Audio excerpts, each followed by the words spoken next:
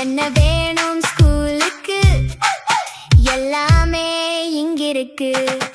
Super Saravana stores, Chennai, Madurai, Kovai.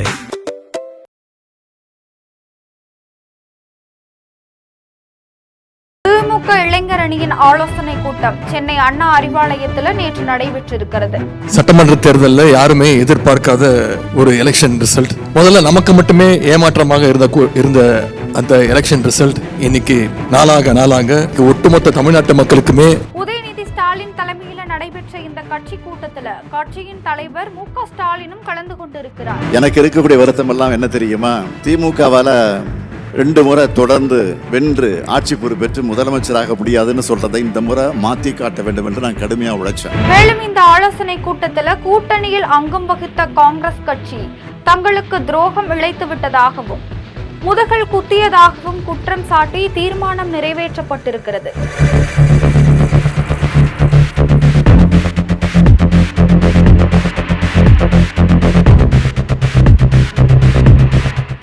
அண்ணா அறிவாலயத்தில் நடந்த அதிரடி நிகழ்வு தமிழக அரசியலில் பெரும் அதிர்வலைகளை ஏற்படுத்தியுள்ளது. இதற்கு காங்கிரஸ் கட்சியினரும் தாவேகாவினரும் மின்னல் வேகத்தில் பதிலடியும் கொடுத்து வருகிறார்கள். அது குறித்த தகவல்களை தற்போது விரிவாக பார்க்கலாம்.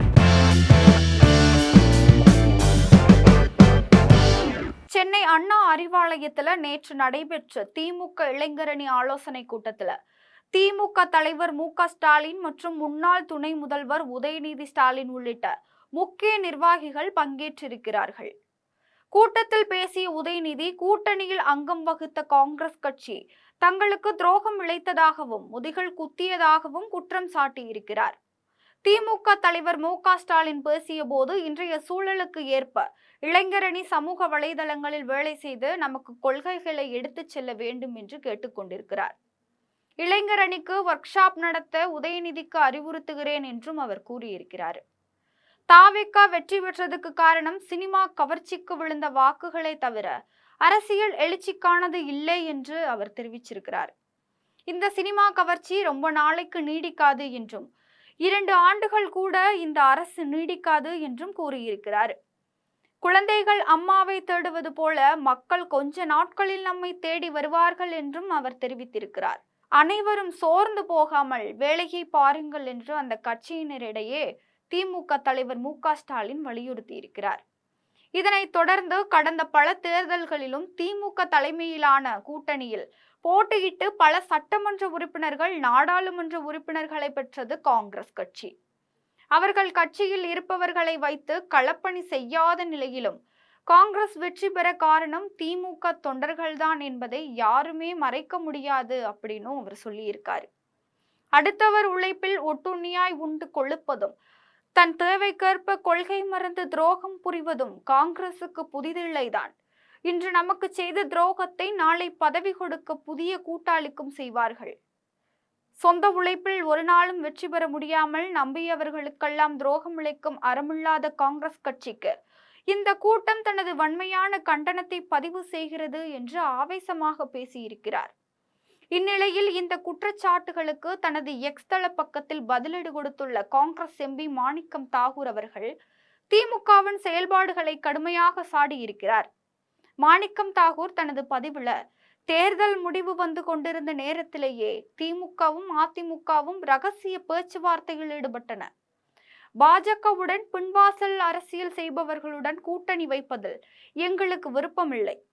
ராகுல் காந்தியை விமர்சித்து நிறைவேற்றப்பட்டுள்ள இந்த தீர்மானம் பாஜக ஆசைப்படி விஜய் முதல்வராவதை தடுக்க தவறியதால் ஏற்பட்ட விரக்தியின் வெளிப்பாடே தவிர இது வேறொன்றுமில்லை. சிபிஎம், விசிக மற்றும் இந்திய யூனியன் முஸ்லிம் லீக் ஆகிய கட்சிகளும் திமுகவினுடைய செயல்பாடுகளை சந்தேகத்துடன் பார்க்கின்றன என்று அவர் பேசியிருக்கிறார். திமுக இளைஞரணி நிறைவேற்றிய இந்த தீர்மானமும் அதற்கு மாணிக்கம் தாகூர் முன்வைத்துள்ள குற்றச்சாட்டுகளும் தமிழக அரசியல் களத்துல பெரும் விவாதத்தை உருவாக்கி இருக்கு. தேர்தல் முடிவுகளுக்கு பிந்தைய சூழல்ல மதச்சார்பற்ற கூட்டணியின் தலைமை பொறுப்புல இருக்கிற திமுக கூட்டணி கட்சிகளின் நம்பிக்கையை எந்த அளவிற்கு தக்க வைத்துள்ளது என்பது இப்போது அரசியல் பார்வையாளர்கள் மத்தியில் பெரும் கேள்வியாக எழுந்திருக்கிறது. இந்த மோதல் போக்கு தற்காலிகமானதா அல்லது நீண்டகால கூட்டணி உறவில் ஏற்பட்டுள்ள நிரந்தர விரிசலா என்பது வரும் நாட்களில் அமையும் அரசியல் நகர்வுகளின் மூலமே உறுதியாகும் என்கிறதுதான் உண்மை. கூட்டணியில ஏற்பட்டுள்ள இத்தகைய வெளிப்படையான கருத்து வேறுபாடுகள் வரவிருக்கும் அரசியல் களங்கள்ல திமுகவின் வியூகங்களை எந்த விதத்துல மாற்றியமைக்க போகிறது என்பதை பொறுத்திருந்துதான் பார்க்க வேண்டும். இது போன்ற அரசியல் தகவல்களுக்கு ஜெம் தொலைக்காட்சியுடன் இணைந்திருங்கள். என்ன வேணும் ஸ்கூலுக்கு, எல்லாமே இங்கிருக்கு. Super Saravana stores, Chennai, Madurai, Kovai.